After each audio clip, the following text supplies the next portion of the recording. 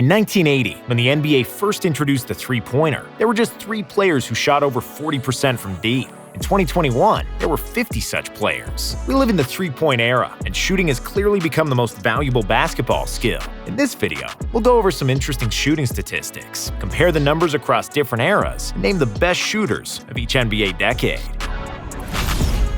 1960s, Jerry West.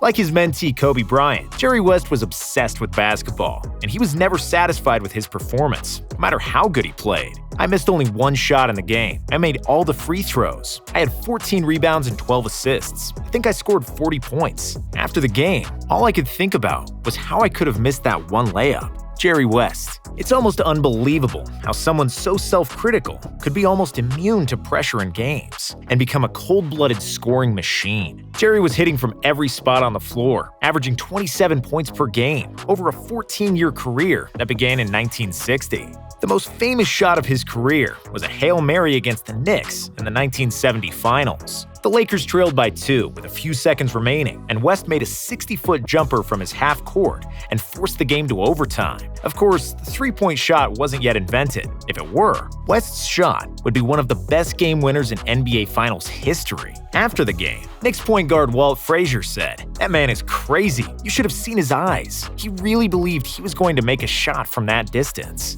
West shot 47.4% from the field and 81.4% from the free throw line for his career, which doesn't seem like much today, but that was well above league average in the 60s. West's efficiency numbers gain more value if you consider that his shooting diet mainly consisted of jumpers. He was one of the only guys to consistently make shots from outside in the era where the game was played closely to the basket and dominated by big men. The logo was the first great NBA shooter, and if he could have shot three-pointers, West would have probably won more than just one title from his 9 trips to the NBA Finals. 1970s, Pete Maravich. Pistol Pete played basketball like it was an exhibition game in the park and not a professional environment filled with pressure and big expectations. Or at least it looked that way. His showmanship had no limits, and you could almost expect to see a behind-the-back pass, through the legs, or an assist without looking. He was the original white chocolate, and many of the flamboyant moves that Jason Williams did in the 2000s, Pistol already did 30 years earlier. Apart from exceptional ball handling and passing skills, Maravich was also an extraordinary shooter. To this day, Pistol Pete remains the greatest scorer in college basketball history, with an absurd 44.2 points per game in 3 seasons at LSU, and that's all without a three-point line. In the NBA, he averaged 24.2 points, for which he shot 44% from the field and 82% from the free throw line. Like Jerry West, Maravich's game was predicated on his smooth jumper, and he was one of the very few outside threats in the league that always wanted to dump the ball to the big man. In 1980, the only year of his career with a three-point line, Pistol Pete shot a remarkable 67% from deep, when he was already 1 foot out the league because of knee injuries. If Maravich played in the pace and space era, his shooting efficiency and scoring numbers would have likely been even higher. 1980s, Larry Bird.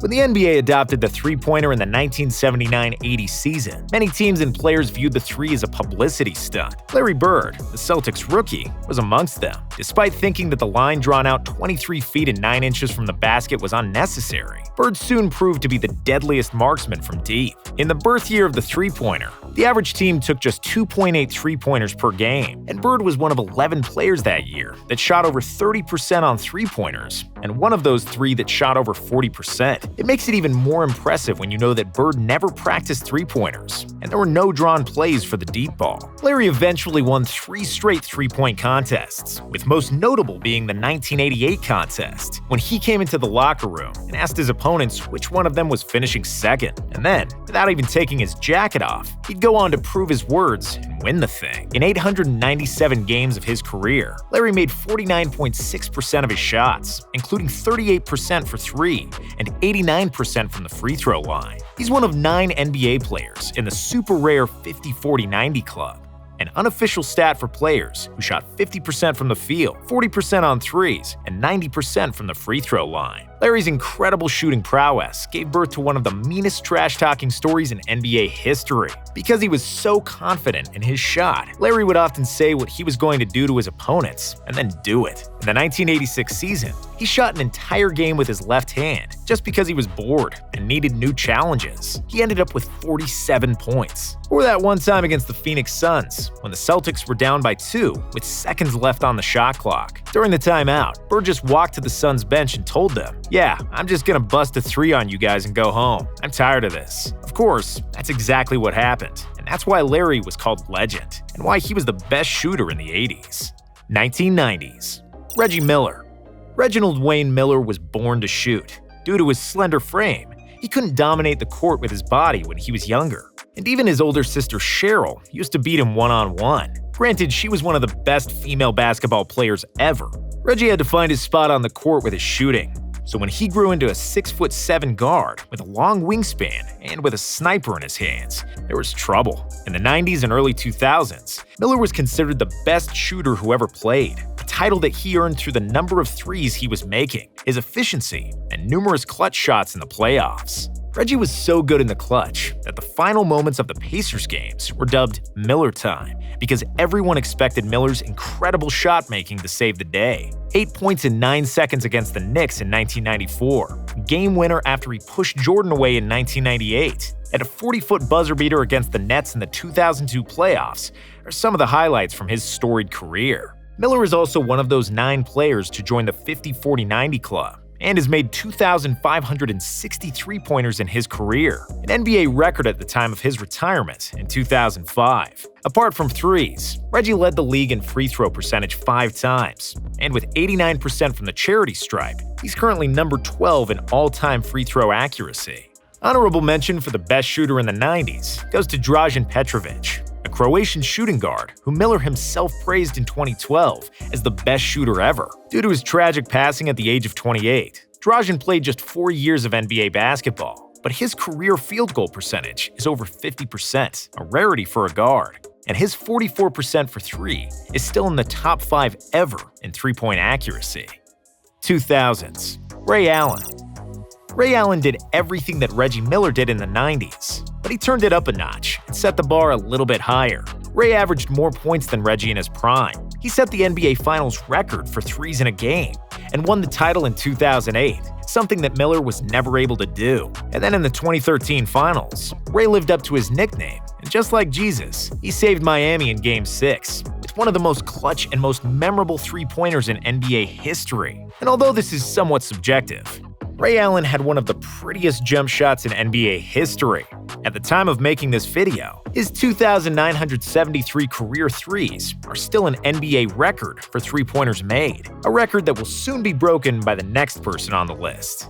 But before we talk about Steph Curry, an honorable mention is due, and it goes to Steve Nash. Nash is primarily known as a passer, and the fact that he passed so well somewhat masks the fact he's arguably the best shooter of the 2000s. As we mentioned before, only 9 guys in NBA history managed to shoot 50-40-90 over an entire season. Among those 9, only Larry Bird has done it more than once, and it has 2 such seasons. Nash has done it 5 times, and is one of the most efficient shooters ever. In retrospect, he should have probably been more selfish and passed the ball less. 2010s. Steph Curry. The 1980 NBA Finals between the Sixers and LA Lakers was the first finals in which it was possible to score a three-pointer. And in 6 games of that series, both teams combined for only 1 made 3 from 20 total attempts. From today's perspective, this seems unbelievable, and basketball thinking where the 3 was not considered a weapon looks medieval. In the 2020 NBA Finals, which was also won by the Lakers in 6 games, there were a combined 428 three-point attempts and 153 made threes. Threes today make up 40% of all shots in a game. 6 years ago, they made up 24%. 20 years ago, only 17% of all shots were three-pointers. A blatant fact that 3 is more than a 2 has been staring us all in the face since 1980.